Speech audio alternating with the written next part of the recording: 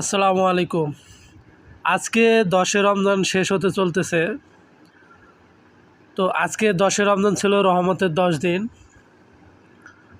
তো আল্লাহর কাছে একটাই চাওয়া যে আমরা 10টা রোজা আজকে পার করে যাচ্ছি, রহমতের 10 দিন শেষ হচ্ছে।